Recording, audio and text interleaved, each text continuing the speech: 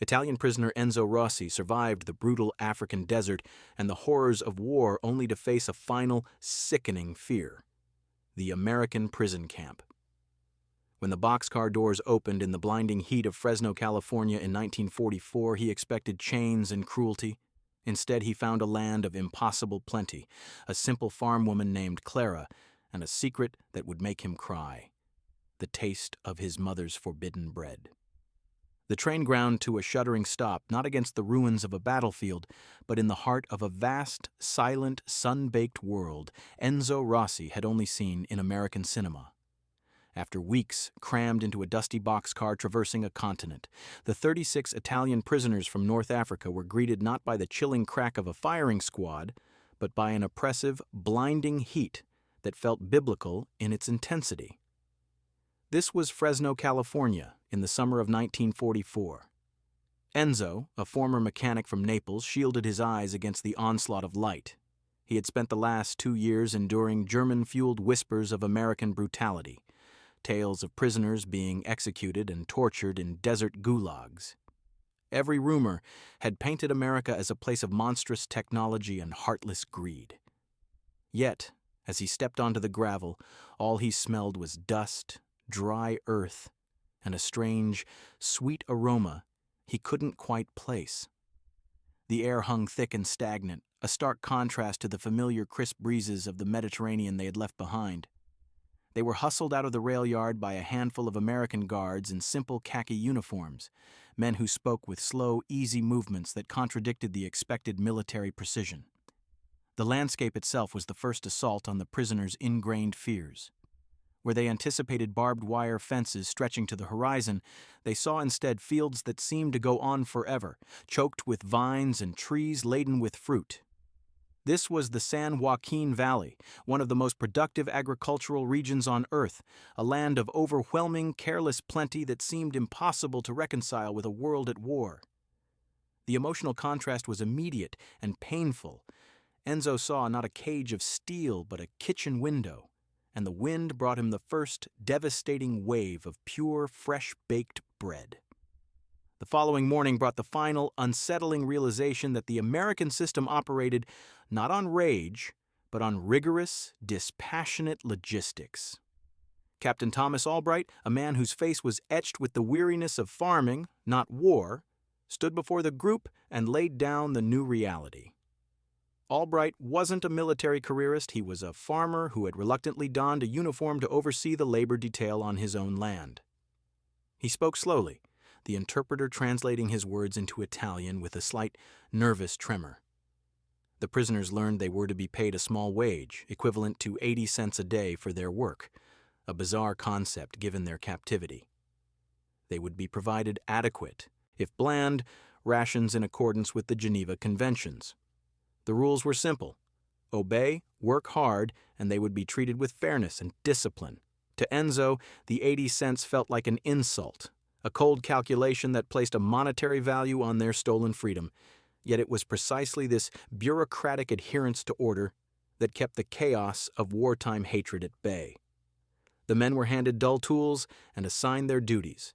The physical reality of the camp was anticlimactic. The barbed wire was indeed thin, the guards few, and the barracks, though rough, were cleaner than the barracks they had occupied under their own command. This absence of expected cruelty was almost more unsettling than outright malice. It offered no clear target for their ingrained hate. The work quickly commenced, and it was a form of psychological torture to men who valued the artistry of cuisine. They were put to picking tomatoes, massive, red, overflowing heaps that would be pulped for canning. They harvested grapes, the raw materials for a wine that tasted of the sun, then loaded them onto trucks bound for impersonal processing plants. Enzo had only ever known food production as an intimate, reverent process. Here it was industrial, mechanized, and endless. The irony was devastating. They were surrounded by the raw, perfect ingredients of home, yet their own mess hall rations consisted of canned corned beef hash and pale, starchy potatoes. The proximity to luxury only amplified the profound ache of their deprivation. For Enzo, the sight of discarded fruit rotting beneath the vines felt like a sin against the very concept of cucina povera. the honored tradition of poor Italian cooking where nothing was ever wasted. This American casualness with abundance felt like a spiritual affront, a mirror reflecting the devastating scarcity of their homeland. The camp was located at the far edge of the Albright farm, separated from the main residence by perhaps 200 yards and a low, simple fence. The real barrier was not the wire, but the massive, empty stretch of field. It was this space that Enzo focused on one afternoon, his eyes trailing from the rows of ripening fruit to the distant farmhouse. There, framed against the porch, he saw a woman hanging laundry, the first civilian woman they had seen at close range. She was the farmer's wife, Clara, completely detached from the world of war and prison. She was the ghost of every home they had lost, an unattainable image of warmth, and the source of a distant, tantalizing aroma that would soon drive Enzo to distraction.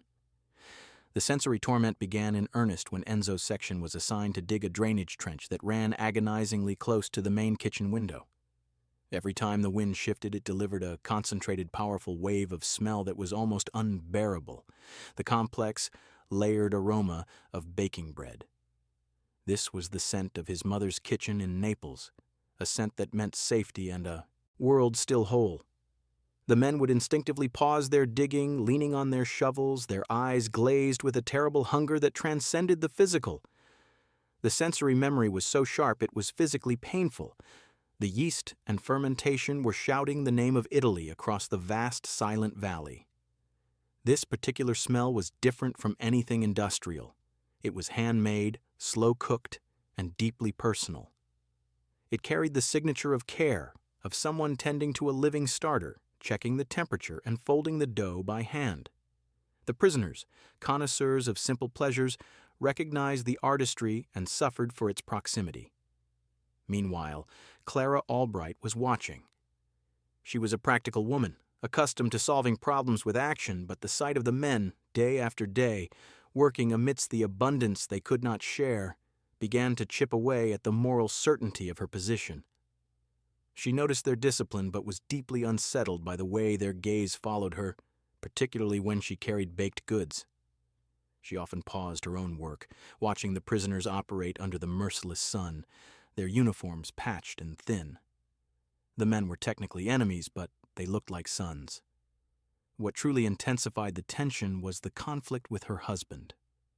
Thomas Albright, burdened by his temporary military role, gave Clara a direct warning. "Clara, those are enemy soldiers. You must stay away from that fence. If Captain Sterling finds you talking to them or giving them anything, we'll lose the farm, the labor contract, and possibly worse. Don't risk it." The severity of his warning echoed in her kitchen, a clear demarcation between her patriotic duty and the simple human impulse to feed the hungry. Clara spent a sleepless night wrestling with the regulations. She knew Thomas was right. A single lapse could destroy their livelihood. Yet, the deep-seated Southern value of hospitality, of never turning a hungry man away, was a moral code older and more profound than any army regulation. The warning was absolute, yet the craving in the men's eyes and the sheer abundance in her pantry had already set her conscience in motion. The contrast between the two worlds was a silent scream. Outside the window was the controlled world of the prisoner, khaki uniforms, dusty sweat, and the anonymity of captivity. Inside that same window was the world of the free American woman, the sound of spoons scraping bowls, a bounty of ingredients, and the dignity of creation. Her inner debate was no longer about the rules of war, but the unspoken, powerful laws of humanity. The day arrived with the relentless beat of the sun and the conviction of Clara's heart. Enzo was assigned to mend a section of the perimeter fence, forcing him to work within a few yards of the invisible yet profound boundary. Clara moved with calculated haste, her eyes darting toward the barn where Thomas Albright was currently supervising the loading of fresh produce. She carried only a small, tightly tied burlap sack that seemed far too insignificant to merit such obvious secrecy, but she ignored her husband's warning, letting the laws of her kitchen override the laws of the army. The risk felt immense, an electric charge in the hot, still air, but the choice was clear. The bread was a necessary rebellion against the cruelty of indifference. Enzo straightened up, his heart hammering against his ribs, waiting for the inevitable reprimand. Instead, Clara stopped precisely on the boundary line where the dirt track met the field. She placed the small sack down, gave a sharp, almost imperceptible nod that was half apology, half command, and then spun around, rushing back toward her kitchen. The silence that followed was immense. Enzo, with a frantic flicker of his eyes to signal Paolo, quickly scanned the horizon for any sign of Thomas or a guard. When the coast was clear, he crossed the few feet that felt like a journey of 100 miles, scooped up the sack, and hurried back to the shelter of a nearby storage shed. Paolo tore at the coarse rope binding the sack. Inside, wrapped simply in a clean white cloth, were 3 large, perfectly baked loaves of sourdough bread. The aroma was overwhelming, rich and pure, hitting Enzo with the force of a physical blow. The crust was a deep golden mahogany, dusted lightly with flour. The heat emanating from the loaves was the heat of a true hearth, the heat of kindness. The food itself was a profound, dangerous violation of the regulations, a risk taken by an enemy in a time of war. The small, burlap-wrapped loaves sat on the floor of the dim storage shed like contraband gold, silent witnesses to a moral crime committed for the sake of kindness. The 20 men gathered around them in a tight circle, their eyes wide with a mixture of suspicion and desperate longing. Paolo retrieved a makeshift blade, a sharpened piece of sheet metal, and carefully, almost religiously, sliced the first loaf. The crackle of the crust was sharp and musical, cutting through the silence of the shed. Enzo watched as the slice was passed to him, the steam still faintly rising, carrying the warm, inviting scent of properly fermented wheat and thyme. The moment he took the first bite, the world of the prisoner vanished. The flavor was sharp, tangy, and deeply satisfying. This was a complex food made with care and patience, an act of creation. It tasted exactly like the memory of his childhood, of sunlit mornings in Naples. The emotional reaction across the shed was immediate and overwhelming. Grown men who had faced machine fire without flinching, who had endured months of starvation and captivity with stoic resolve, suddenly broke down. They were crying not from hunger, but from recognition.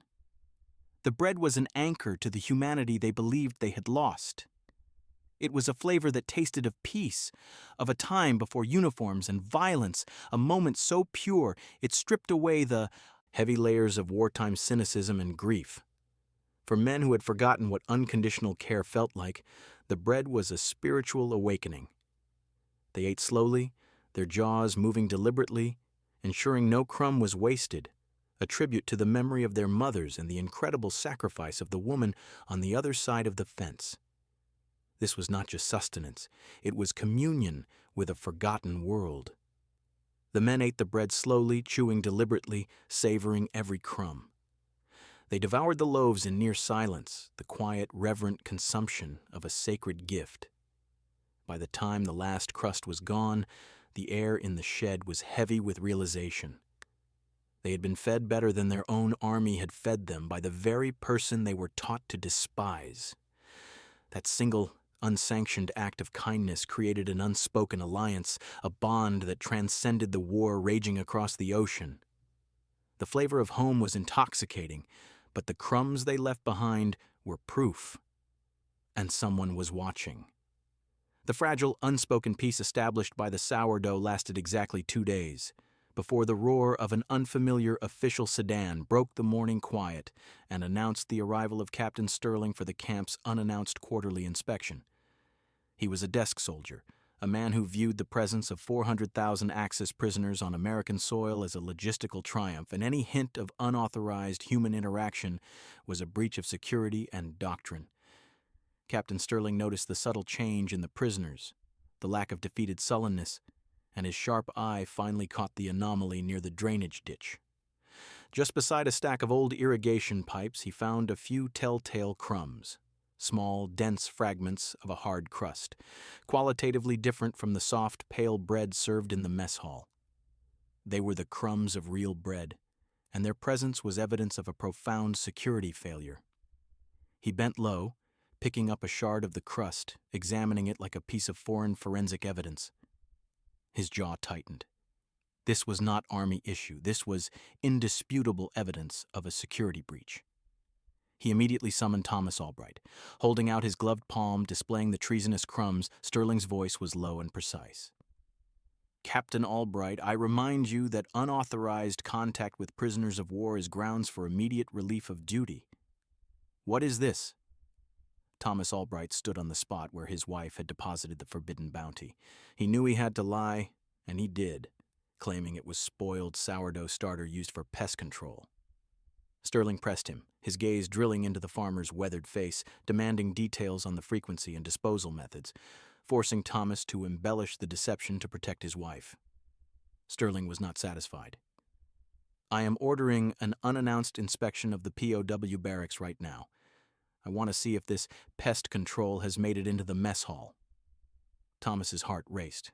He had to warn Enzo. As they walked toward the barracks, Thomas managed a quick, almost imperceptible cough, placing his hand over his pocket.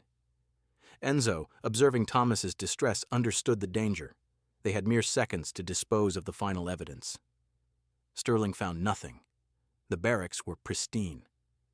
The incident hung in the air, a sharp reminder that the secret kindness was a shared danger, and Thomas had crossed his own line in the dirt to protect his wife and their agreement.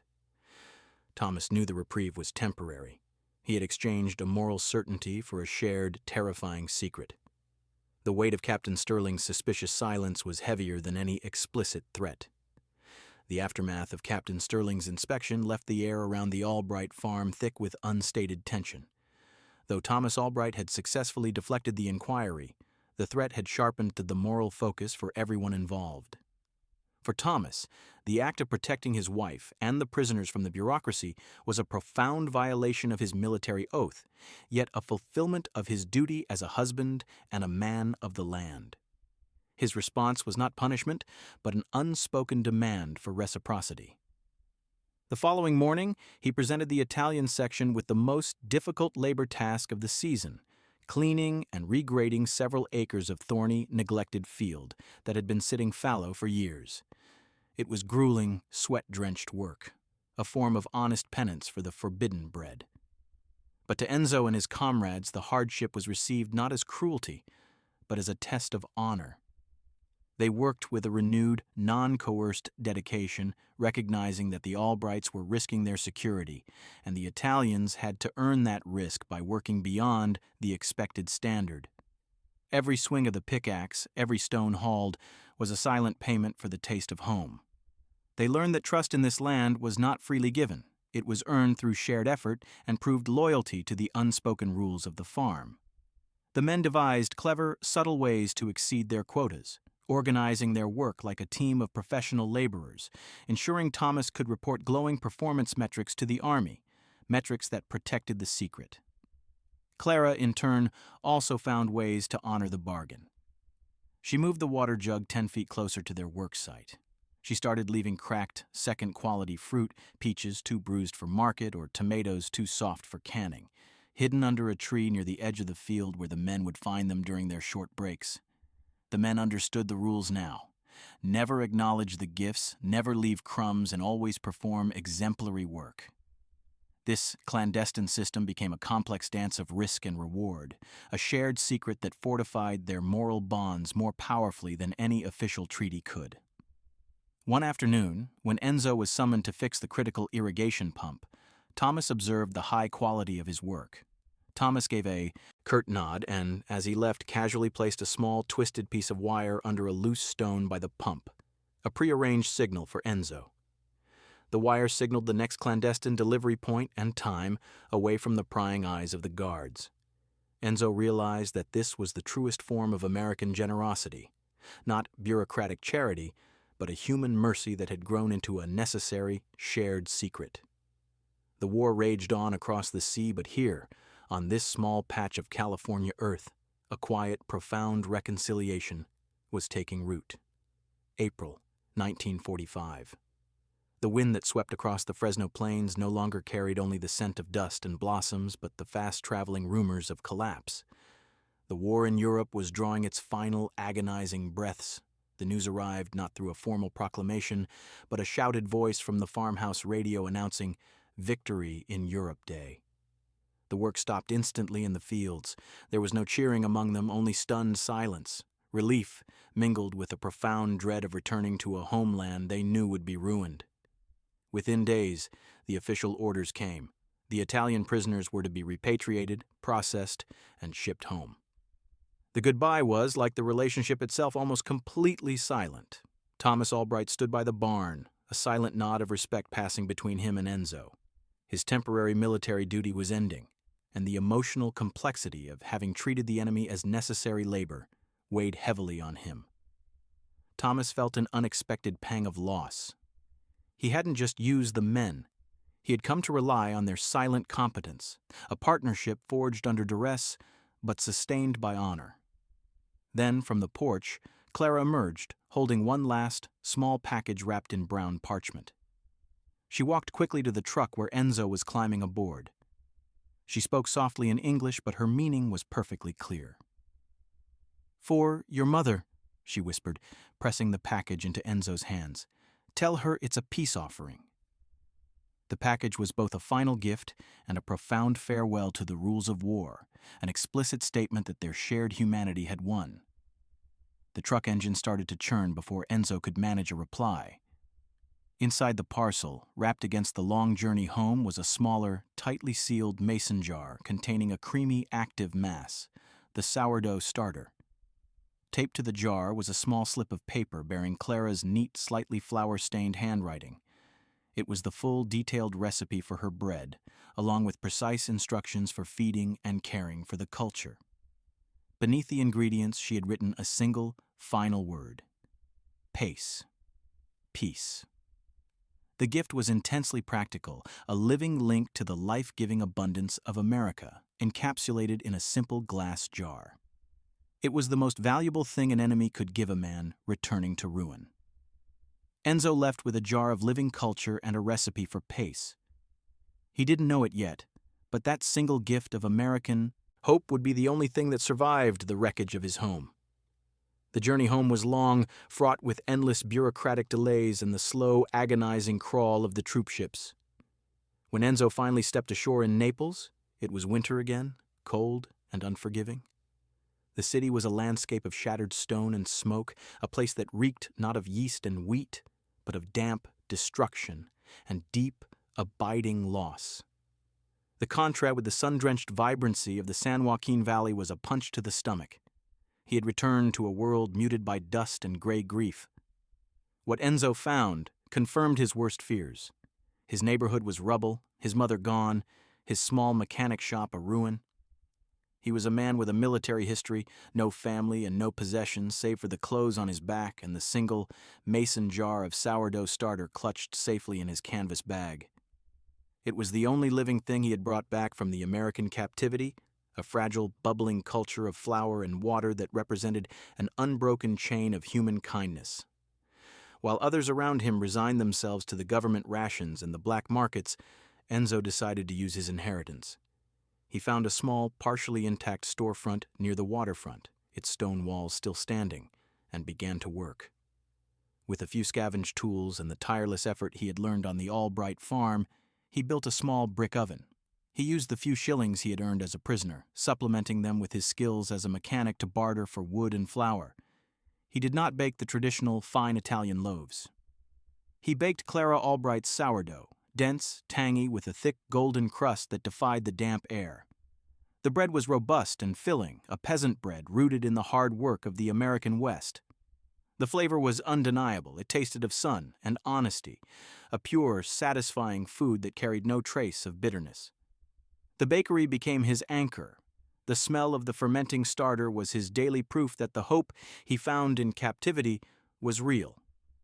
It took months of backbreaking labor to bring the bakery to life, fueled by Enzo's quiet determination and the discipline he acquired working for the Albrights. He sourced grain carefully, protecting Clara's formula as if it were a military secret.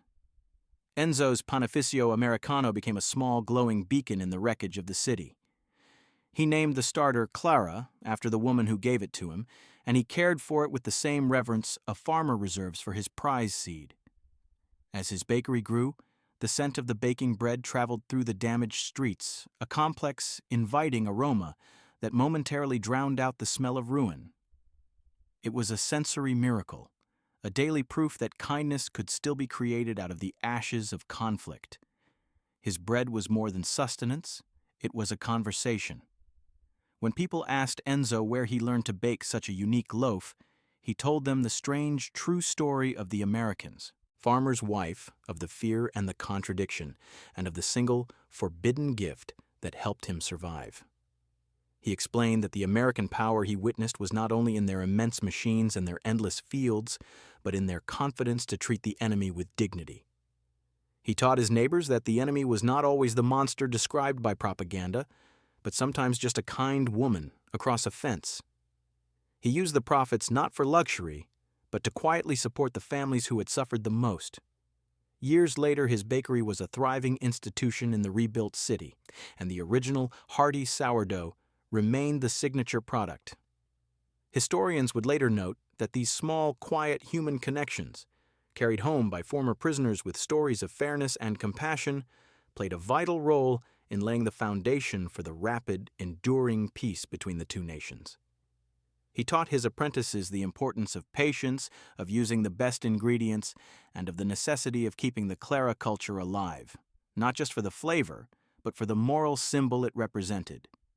His story, told over countless loaves of bread, became a quiet cultural bridge, a testament to the power of one individual to choose humanity over hatred. He often reflected that the greatest battle he ever won was not in the field, but in the quiet strength to accept a kindness that history told him he should never receive. That single act of grace had healed him long before he ever returned to Naples.